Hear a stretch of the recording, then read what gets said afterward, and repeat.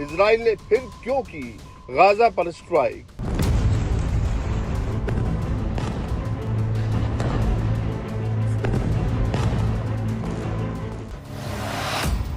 Netanyahu ने क्यों दिया भीषण स्ट्राइक का आदेश?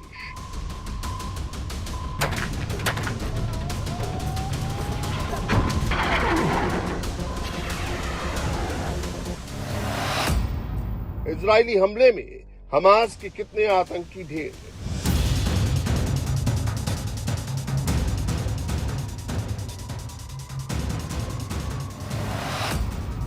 गाजा में क्यों टूट गया ट्रंप का पीस प्लान?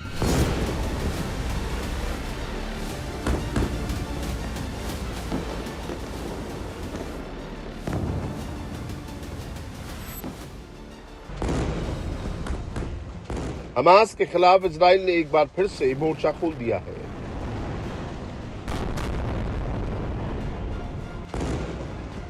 गाजा में सीजफायर के बावजूद इजरायली आर्मी ने एयर स्ट्राइक की है।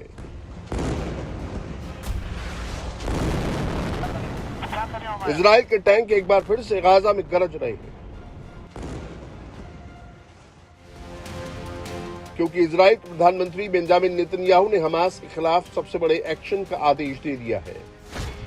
इजराइल के प्रधानमंत्री कार्यालय की ओर से सोशल मीडिया प्लेटफॉर्म एक्स पर पोस्ट किया गया, जिसमें लिखा गया, सिक्योरिटी पर व्यापक परामर्श के बाद प्रधानमंत्री नेतन्याहू ने आर्मी को गाजा पट्टी में जोरदार अटैक के निर्देश दिए हैं। जैसे ही नेतन्याहू ने इजरायली आर्मी को एक्शन का आदेश दिया, वैसे ही इजराइल की सेना कहर बनकर गाजा पट्टी पर टूट पड़ी।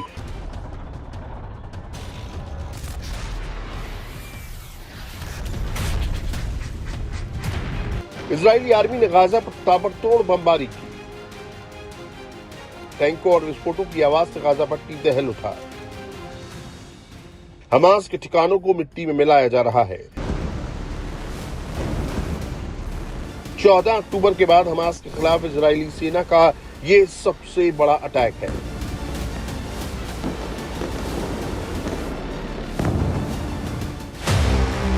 अमेरिकी राष्ट्रपति ट्रंप ने 13 अक्टूबर को मिस्र में गाजा पीस प्लान का ऐलान किया था। हमास और इजराइल के बीच शांति समझौता हो गया था। शांति समझौते के बाद इजराइल ने गाजा में हमास के खिलाफ ऑपरेशन रोक दिया था। इजराइल ने फिलिस्तीन के बंधकों को रिहा कर दिया था। बदले में हमास ने भी इजरायली बंधकों को रिहा कर दिया था।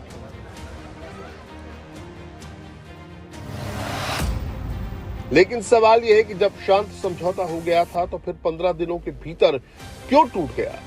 नेतन्याहू को हमास के खिलाफ सबसे बड़े ऑपरेशन की इजाजत क्यों देनी पड़ी? इसके लिए इजराइल ने एक वीडियो सबूत जारी किया है। ये वीडियो आईडीएफ ने जारी किया है। वीडियो में साफ दिख रहा है कि एक डेड बॉडी को छिपाया जा रहा है।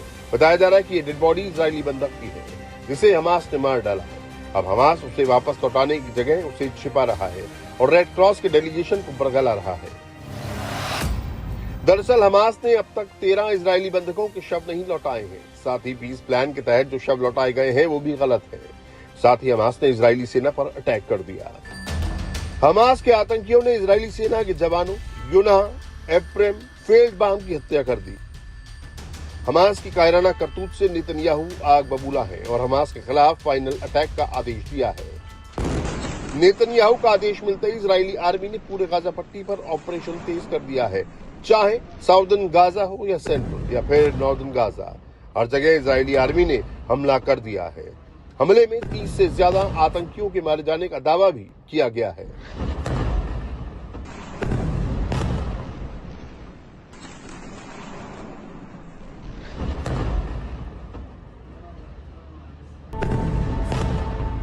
पंद्रह दिन बाद गाजा में एक बार फिर वैसे ही हालात हो गए जैसे 10 अक्टूबर से पहले के थे। गाजा में एक बार फिर संकट खड़ा हो गया है। इजरायली एयरफोर्स बमबारी कर रही है।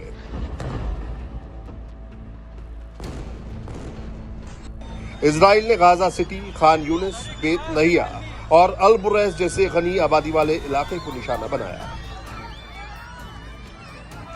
गाजा के अस्पतालों के मुताबिक गाजा सिटी के साबरा इलाके में एक मकान पर बमबारी में 3 महिलाओं सहित 4 लोगों की मौत हुई। गाजा के अस्पतालों ने दावा किया है कि इजराइल के हमले में 63 से ज्यादा फिलिस्तीनी मारे गए हैं, जिसमें ज्यादातर महिलाएं और बच्चे हैं। इजरायली सेना के जवानों ने वेस्ट बैंक में हमास के 3 आतंकियों को भी मार गिराया है। इनकी तस्वीरें भी सामने आई हैं। हमास ने यह भी दावा किया है कि इजरायली सेना के हमले में मोहम्मद साफी भी मारा गया है, जिसे हाल ही में शांति समझौते के बाद इजराइल ने छोड़ा था। मोहम्मद साफी हमास के लिए फंड रेजिंग का काम करता था। इजराइल पहले भी कई बार कह चुका है कि जब तक हमास को खत्म नहीं करेगा तब तक उसका ऑपरेशन जारी रहेगा। अब जब इजराइल ने एक बार फिर हमास पर प्रहार किया, हमास के ठिकानों को मिट्टी में मिलाने लगा, तो हमास ने दावा किया कि इजराइल के 2 बंधकों के शव को उसने ढूंढ निकाला है। हमास ने दावा किया है कि अमीरम कपूर और सहर बारूक के शव को ढूंढ निकाला है। हमास का दावा है कि वो शांति समझौते के प्रति पूरी तरह प्रतिबद्ध है। दरअसल गाजा में मानवीय संकट को देखते हुए अमेरिकी राष्ट्रपति डोनाल्ड ट्रंप ने जंग को रोकने के लिए 29 सितंबर को जो 20 सूत्री शांति योजना पेश की थी, जिसके बाद 10 अक्टूबर को दोनों पक्षों ने इस पर सहमति दे दी थी और फिर 13 अक्टूबर को मिस्र के शहर शर्म अल शेख में गाजा शांति समझौते पर साइन किए थे। इस दौरान 20 से ज्यादा देशों के नेता वहां मौजूद थे। शांति समझौते के बाद ये माना जाने लगा था कि गाजा में अब सब कुछ सामान्य हो जाएगा, लेकिन शांति समझौता लागू होते ही हमास ने गाजा में फिलिस्तीनियों के खिलाफ कार्रवाई शुरू कर दी थी। इजराइल का दावा है कि वो सहायता राशि गाजा में मदद के लिए नहीं मिल रही है, उसे लूटकर इजराइल के खिलाफ जंग में हमास इस्तेमाल कर रहा है। पिछले 2 साल में ये पहली बार नहीं है जब हमास और इजराइल के बीच सीजफायर टूटा है। इससे पहले भी 2 बार शांति समझौते का प्रयास किया गया था और तब भी ये समझौता टूट गया था। गाजा में पिछले 2 सालों से चल रही जंग में 68,500 से ज्यादा फिलिस्तीनी मारे गए हैं।